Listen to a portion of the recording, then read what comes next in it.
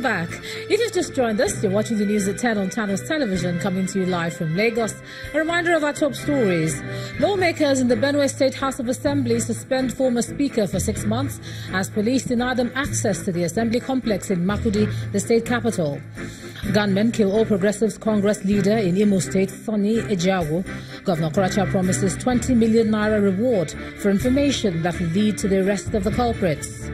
Senator representing Kogi West, Dino Malai, reappears a day after he was said to have been attacked on his way to court in Lokoja. And court in Uganda approves removal of 75 presidential age limit, paving way for the President Museveni to extend his 3-decade rule.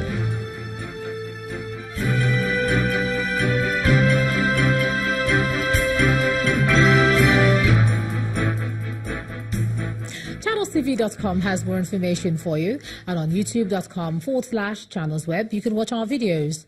You can also watch us on your mobile device via your browser or download the Channels TV app for Android, iOS and Windows devices from their respective stores.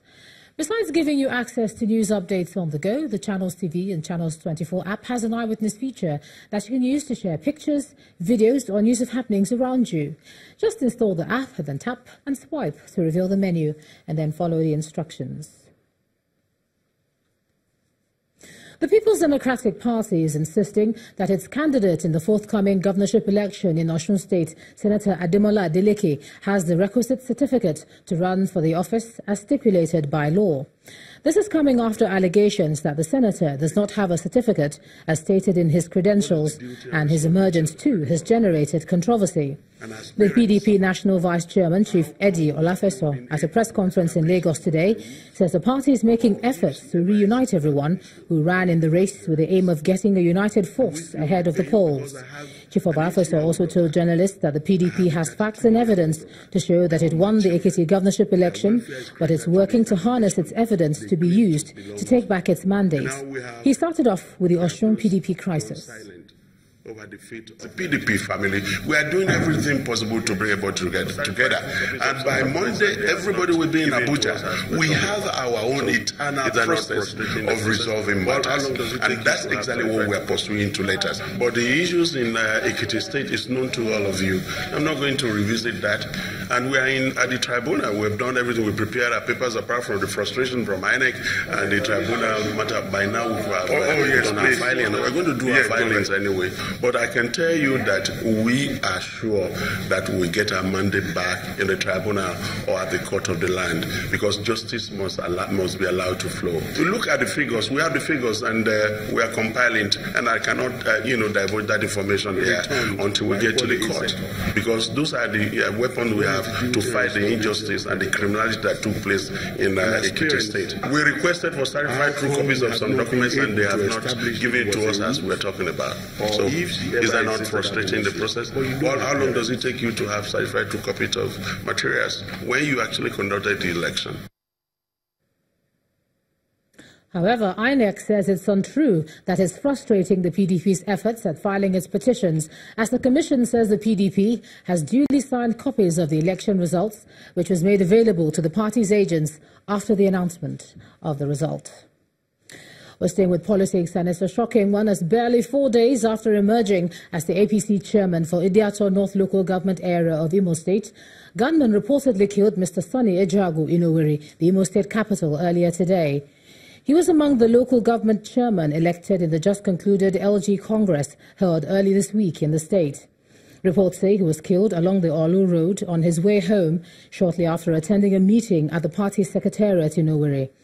The All Progressives Congress in Imo State has condemned the assassination, describing it as unfortunate. Briefing newsmen at the party secretariat in Owerri, the state chairman of the APC, Daniel Nwafo, called on security operatives to, as a matter of urgency, fish out the perpetrators of this crime, which they say is capable of causing political chaos in the state. He also said Mr. Ejiawo had only yesterday, during one of their meetings, raised fears over his safety due to the volatile nature of his local government. Mr. Nwafo called on the APC supporters in the state to remain calm while the security agencies get to work.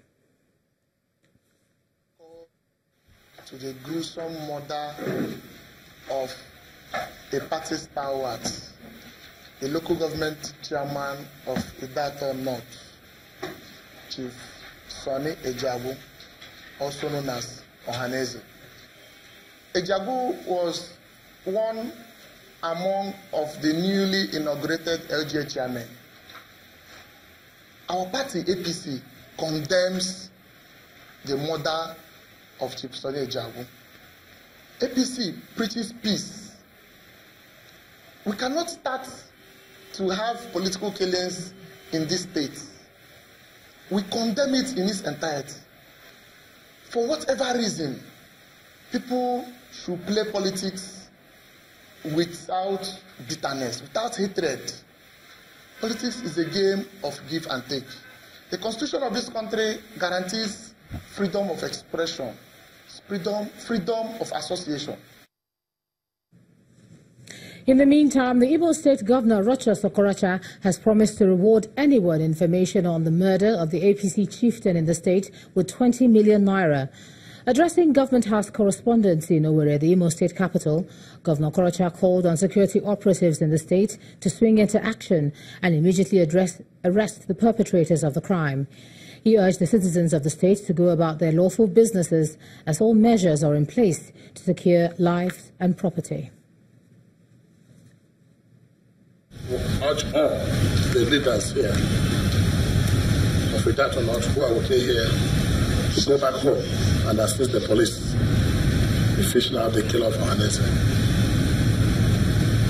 And from here, let's set a price tag that whoever can give any useful information as to the killer of Ohaneze, this government will release a sum of 20 million naira immediately. Only to make sure that we get whoever has killed this innocent soul. And you must go back and ensure that you support the police to do so. The security agencies have been directed and mandated within the shortest possible time to produce the killer of this man. Away from that situation in Imo, an Ilorin High Court has put the Inspector General of Police, Mr. Ibrahim Idris, on notice to appear before it on Wednesday next week to justify the continued detention of Lekon Alabi, a personal assistant to the Kwara State Governor Abdul Fattah Ahmed, arrested over the April the 5th bank robbery in Offa. The lead counsel to the suspect condemned the police for failing to release another suspect, Babatunde Abdul Wahab, who is the chief of staff to the governor, over the same incident, despite the fact that he had been granted bail by another high court in the state. The lawyer explained that the refusal of the police to obey the court order on Abdul Wahab was worrisome as it portends grave danger to the deepening of democracy and might lead to a loss of confidence in the fairness of the police. Let's cross over to Abuja now. Here's Makwe Ogun Yusuf. Makwe. Hello, Ijoma. Isoko traditional rulers are appealing to President Muhammadu Buhari to extend the amnesty program in the Niger Delta region. The chairman of the Isoko Traditional Council, His Royal Majesty Orawa Omoga I, also questioned the activities of the Ministry of Niger Delta Affairs in developing the region. He was speaking to State House correspondents after a meeting with President Muhammadu Buhari at the Villa in Abuja. The traditional ruler explains that Isoko people have remained peaceful over the years and should be rewarded for their patience. President Buhari, on his part, promised to look into the 13% derivation and what previous governments have done in order to know what to do. Isoko is the second place where oil was discovered in 1958. And that is after Olobiri in Bayelsa. Isoko is the second.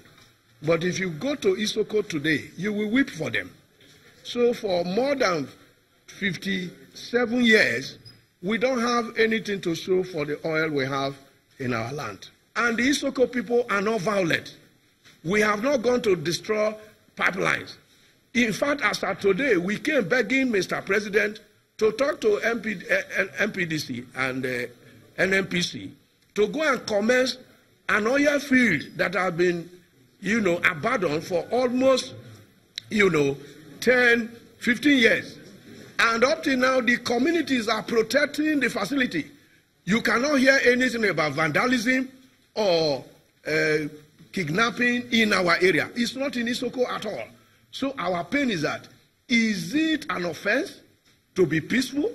So we are asking Mr. President to reward us for being a peaceful ethnic nation. And to a bit of astronomy, Nigeria today joined the rest of the world to witness a total lunar eclipse between 6:44 p.m. this evening and will go on to about 12:30 a.m. According to the National Space Research and Development Agency, the eclipse in Nigeria will start around 6:44 p.m. as it did start as a partial eclipse and will develop into a total eclipse around 7:30 p.m. The eclipse is expected to reach its peak around 9:21 p.m. and wane from then until the eclipse ends around 12:30 a.m. on July the 28th, that's tomorrow, making it the longest lunar eclipse of the 21st century. The moon is expected to turn reddish throughout the eclipse, which is why it's called the blood moon. And while the phenomenon has no special astronomical significance, it will make a striking sight in the sky and can be viewed with naked eyes. The next total lunar eclipse that will be visible in Nigeria will occur on January the 21st, 2019. And to get a bit more perspective on this phenomenon, I'm being joined by the Director General of the National Space Research and Development Agency, Professor Saidu Mohammed. You're welcome to the News at 10. Thank you very much. Quite an interesting development. It's been described as the century's longest blood moon. What does this mean? Yeah, that's correct. It is expected to last for a period of about 1 hour 48 minutes. If you look at that and compare to other previous incidences, this is considered the longest in the 21st century. Is that 1 hour 48 minutes here in Nigeria? Because what we understand was it was supposed to go on from 6:44 p.m. till the following day. The issue is that it starts from about 6:44 p.m. as a partial eclipse, and we expect that by 7:30 it becomes a total eclipse, and by 9:30 that it should have been fully grown. So we expect continuously that it lasts for a period of about 1 hour 48 minutes. And if you look at this and compare to other ones, this is expected to be the longest. Well, many parts of the world have reported seeing this moon. Were we able to see it here in Nigeria? Because I know some of my colleagues did go out. They weren't quite able to see the moon. The privilege is covering part of Europe, Africa, and Asia. The fact is that, unfortunately, in our case here, there is cloud cover in most parts of Nigeria at this time. And because of that, we're unfortunately unable to see it. But reports for some of us, community of space practice all over the world, we've been in touch with our colleagues. About 20 minutes ago, a colleague called me from Medina in Saudi Arabia that it was visibly out. And colleagues also in India, Indian Space Research Organization, ISRO, also said it was visible and the colors were showing depending on the refraction from the Earth's surface. And some of our colleagues, Supako in Pakistan, also admitted seeing it. Were we able to see it here at all? Was your agency able to see it? Yeah, because of the cloud cover, it's extremely difficult. Okay. And there's nothing we can do about that. Well, we're told that it was going to coincide with what is described as a procession of planets. What does that mean? The fact is that, for most of the planetary objects, some of them occur in the form of a sequence, and because of that, scientists have all different types of names for them. Does it have any significance? Not much. Not much. Well, Professor Saidu Mohammed, thank you for coming on the News at 10. It's a great pleasure to be here.